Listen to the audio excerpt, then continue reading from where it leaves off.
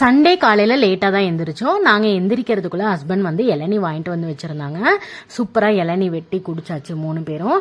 குடிச்சிட்டு காலையில பிரேக்ஃபாஸ்ட்க்கு வந்து பாப்பாக்கு ராகி கூழ் வந்து கொடுத்துட்டேன். ரொம்ப நாள் ஆச்சு குடல் சாப்பிட்டு அப்படின்னு சொல்லிட்டு இன்னைக்கு ஹஸ்பண்ட் வந்து குடல் எடுத்துட்டு வந்திருந்தாங்க. குடல்ல வந்து ரொம்ப ஸ்மெல் அடிக்கும். ஸோ அதை கிளீன் பண்ணி எடுக்கிறது தான் பெரிய வேலையே. ஒரு வழியா அதை கிளீன் பண்ணி எடுத்துட்டு வந்துட்டேன். கிளீன் பண்ணதுக்கு அப்புறம் குடலை தனியா வேக வைக்க வச்சுட்டேன். அது குடல் வேகிறதுக்குள்ள வந்து மசாலாக்கு ரெடி பண்ணிடலாம்னு சொல்லிட்டு மசாலாவை வதக்கி மிக்சி ஜார்ல அரைச்சு வச்சுக்கிட்டேன் தனியா. அதுக்குள்ள குடலும் இங்க ரெடி ஆயிடுச்சு. ஸோ குடல் வேக வச்ச தண்ணியும் குடலையும் தனியா பிரிச்சு எடுத்து வச்சுக்கிட்டேன்.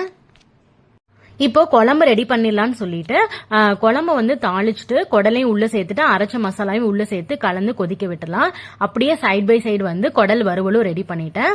சாதமும் ரசமும் தனியா வச்சாச்சு. இன்னியோட லஞ்ச் வந்து சூப்பரா ரெடி ஆயிடுச்சு. ஃபுல் vlog சேனல்ல போஸ்ட் பண்றேன், மறக்காம செக் பண்ணி பாருங்க. பை.